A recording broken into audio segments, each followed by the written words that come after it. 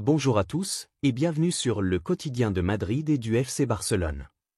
Aujourd'hui, nous plongeons dans une analyse approfondie des récentes déclarations de Fabio Capello concernant l'association de deux des plus grandes stars du Real Madrid, Kylian Mbappé et Vinicius Junior.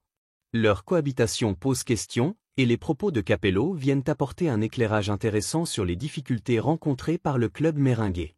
Prenez place, et restez avec nous.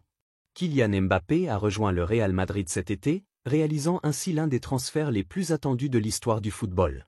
Mais une question cruciale s'est posée dès son arrivée. Comment le club allait-il réussir à faire cohabiter deux joueurs d'exception, Kylian Mbappé et Vinicius Junior, tous deux préférant évoluer sur le côté gauche de l'attaque? Dès le début de cette saison, Carlo Ancelotti a tenté plusieurs configurations tactiques, notamment en positionnant Mbappé en pointe, une option également explorée par Luis Enrique lors de son passage au Paris Saint-Germain. Cependant, comme l'a souligné Fabio Capello, le champion du monde français est clairement plus à l'aise lorsqu'il joue sur l'aile gauche, tout comme Vinicius Junior, qui a fait de cette position son territoire depuis plusieurs saisons maintenant. Dans une récente interview accordée à Flashscore, Capello a déclaré, je cite, « Ils se marchent sur les pieds, et ils ne sont pas performants ». Une affirmation qui peut sembler surprenante, compte tenu du talent immense des deux joueurs.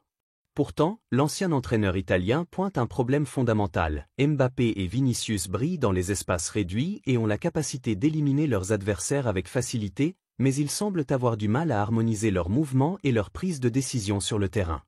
Capello explique que le duo ne trouve pas encore cette harmonie de jeu qui est essentielle pour maximiser leur potentiel.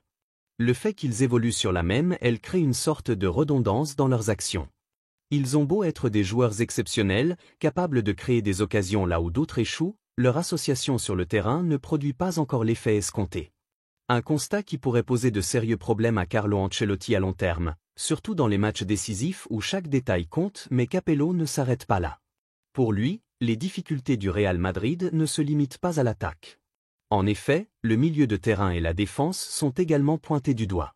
Depuis la retraite de Toni Kroos, le milieu de terrain madrilène semble en quête de stabilité.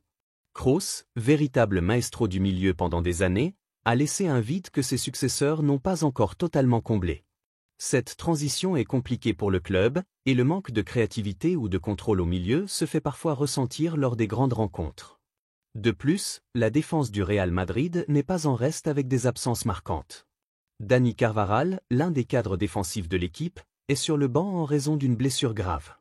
Cette absence, combinée à celle d'Eder Militao, met en lumière les fragilités de la ligne défensive madrilène. Capello souligne que cette accumulation de blessures affaiblit la solidité du bloc défensif, créant un déséquilibre entre une attaque de galactique et une défense parfois vulnérable. Ainsi, bien que le Real Madrid dispose d'une force offensive redoutable avec des joueurs de la trempe de Mbappé et Vinicius Junior, il reste des ajustements à faire pour parvenir à une cohésion totale, tant en attaque qu'en défense. Capello, avec son œil d'expert, met en lumière des défis tactiques que Carlo Ancelotti devra résoudre au plus vite s'il veut que son équipe continue à briller sur la scène nationale et internationale.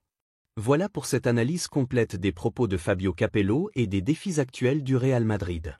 Pensez-vous que Mbappé et Vinicius réussiront à trouver l'harmonie sur le terrain?